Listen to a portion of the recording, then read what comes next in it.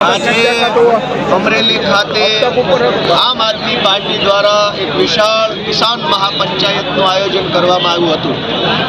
આ કિસાન મહાપંચાયતમાં અમરેલી જિલ્લાના અલગ અલગ અનેક ગામડાઓમાંથી ખૂબ મોટી સંખ્યામાં ખેડૂતો, આગેવાનો અને યુવા દોસ્તોએ હાજરી આપી અને આમ આદમી પાર્ટીના ખેડૂતલક્ષી વિચારોને સમર્થન આપ્યું છે।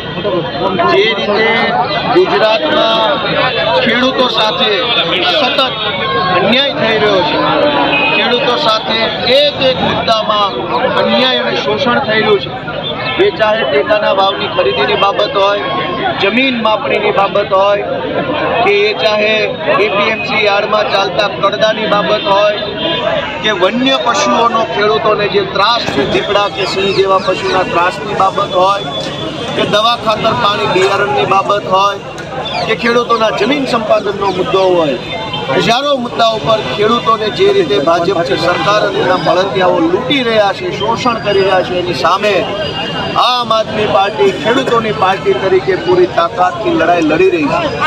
બોટાદની અંદર એપીએમસી યાર્ડમાં કડદો કરવામાં આવતો હતો, એની સામે અમારા આગેવાન રાજુભાઈ કરપડાએ લડાઈ લડી અને ત્યાર પછી હળદર ગામની અંદર એક ખેડૂત મહાપંચાયતનું આયોજન થયું।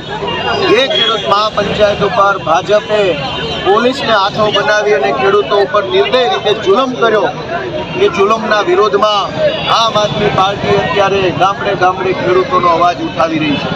અમારા નેતા રાજુભાઈ કરપડા, પ્રવીણભાઈ રામ, અમારા અન્ય સાથી મિત્રો આજે ખેડૂતો માટે લડાઈ લડતા લડતા જેલમાં છે, ત્યારે ગુજરાતના ખેડૂતોનું જન સમર્થન આમ આદમી પાર્ટીને ખૂબ વિશાળ સંખ્યામાં મળી રહ્યું છે। એ બદલ હું ગુજરાતના ખેડૂતોનો આભારી છું। જે રીતે હાલમાં કપાસની ટેકાની ખરીદી ચાલુ થઈ છે, મારા ધ્યાનમાં એવું આવ્યું છે કે અનેક જગ્યાએ કપાસને રિજેક્ટ કરવાના નામે પૈસા પડાવવામાં આવી રહ્યા છે અને પડદો કરવામાં આવી રહ્યો છે। આ સિવાય ખેડૂતોને માવઠાની સહાય હજુ સુધી મળી નથી। માવઠાના નામે જાહેરાતો બહુ મોટી મોટી થઈ, 10,000 કરોડ મળ્યા, કેટલા બાવલીની।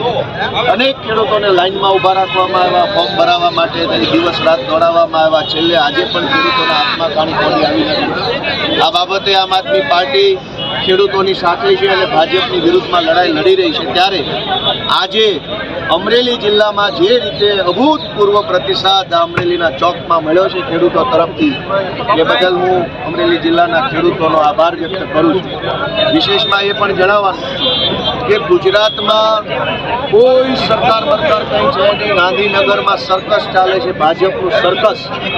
આજે મેં એક ચેલેન્જ મારી છે અહીંયા અમરેલીથી હમણાં નવા બનેલા કાયદા મંત્રી સાહેબને, કે જો કાયદા મંત્રી સાહેબ સરકાર હોય, મંત્રી હોય, એમની પાસે નિર્ણય લેવાની સત્તા હોય, અધિકાર હોય, નિર્ણય લઈ શકે એવો એમની પાસે પાવર હોય, તો વિધાનસભાના ફેબ્રુઆરીના સેશનમાં નવી જમીન માપણી રદ કરવાનો કાયદો લઈ આવે તો ગોપાલ ઇટાલિયા પહેલો મત કાયદા ઉપર ભાજપની સરકારને આપશે। અને બીજી, હું તો કહું છું કે ભાજપની સરકાર નથી, સર્કસ છે। મંત્રીની કોઈ હેસિયત નથી, એની પાસે કોઈ સત્તા પાવર કંઈ નથી, ફોટો સેશન કરવાનું, 2-5 પૈસા કરપ્શન કરીને કમાવા સિવાય મંત્રીની કોઈ લાયકાત નથી।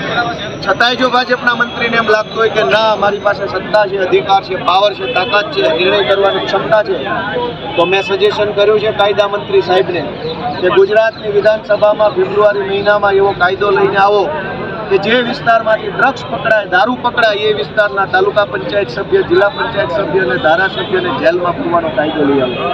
જો ગુજરાતના કાયદા મંત્રી આવો કાયદો વિધાનસભામાં લઈને આવશે તો પહેલો મત ભાજપની સરકારને ગોપાલ ઇટાલિયા છેડે ચોક આપશે, છાતી કાઢીને આપશે અને કાયદા મંત્રીનો આભાર માનશે।